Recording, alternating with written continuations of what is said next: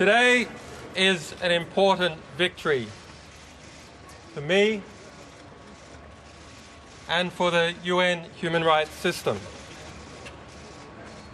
But it by no means erases 7 years of detention without charge in prison, under house arrest, and almost 5 years here in this embassy without sunlight. 7 years without charge, why my children grew up without me. That is not something that I can forgive. It is not something that I can forget.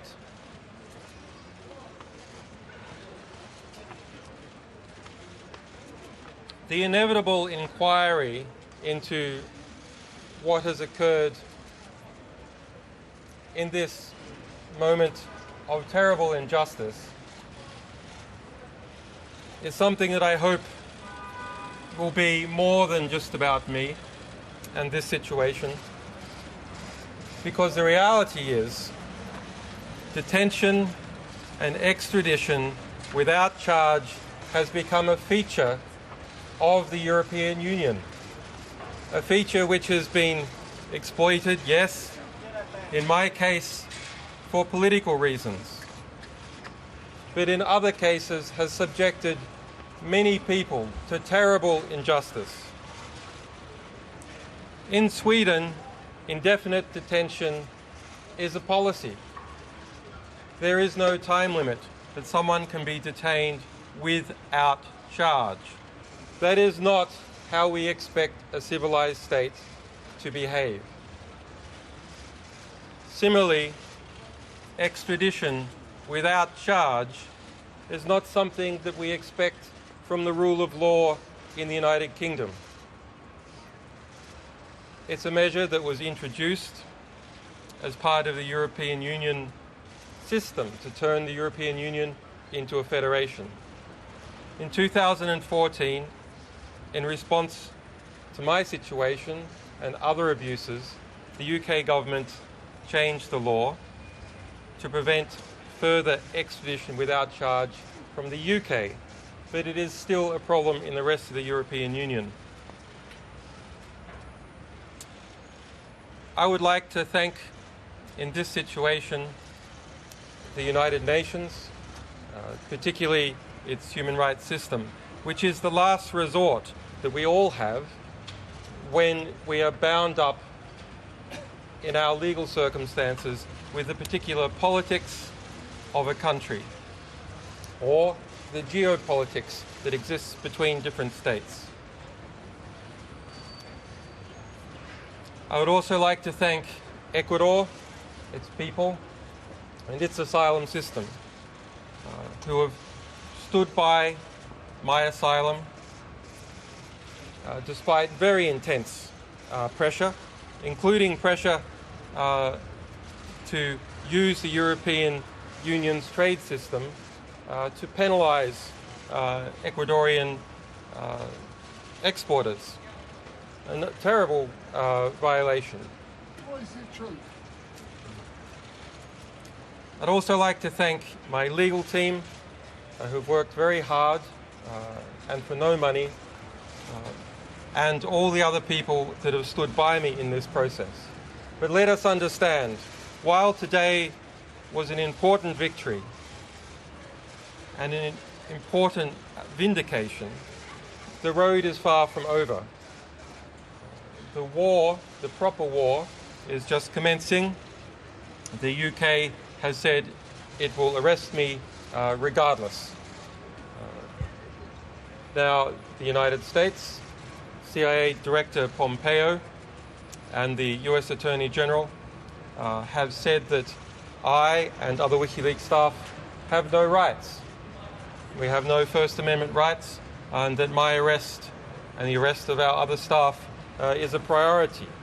That's not acceptable. WikiLeaks will continue its publications.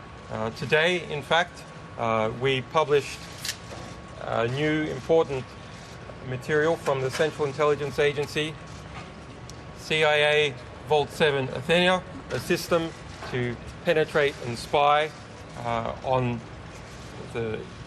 a statistical way anyone that the CIA happens to be interested in. So such measures are conducted without warrant, and the threats towards me, my staff, and WikiLeaks as a publisher will not be tolerated and have not been tolerated. Our publications are proceeding at speed, and that speed in relation to the CIA is accelerating. Julian, are you going to surrender to your bail here in London? Finally, you just tell us the truth. Finally, in relation to the asylum rights that we all have, we do all have them.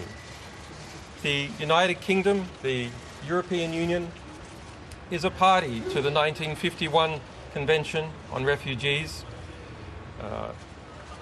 It states that it adheres for the right for all people to seek asylum, to receive asylum, and to enjoy asylum.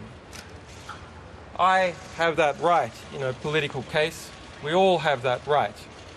So the claim by the United Kingdom that it has a right to arrest me for seeking asylum in a case where there have been no charges, which has now been dismissed, is simply untenable. So will you leave the embassy now? My staff, my legal staff, have contacted the United Kingdom authorities, and we hope to engage in a dialogue about what is the best way forward. To some extent, the United Kingdom has been exploited by the process that it entered into with the European Union, where it agreed to extradite people without charge or any consideration as to the facts. That is, to an extent, a forced position that the United Kingdom has been a forced position that United Kingdom has been put into, and the first part of that is over. The UK refuses to confirm or deny at this stage whether a US extradition warrant is already in the UK territory. So that's the dialogue that we want to happen. Similarly with the United States, while there have been extremely threatening remarks made, I'm always happy to engage in a dialogue with the Department of Justice about what has occurred. Finally, we have had another very important victory this week, even more important and more conclusive than the one we have achieved today. And that is the release of Chelsea Manning from prison after 7 years detained in a military prison. Through an extensive fight, we and others managed to have him released 28 years early from his sentence, alleged WikiLeaks source Chelsea Manning.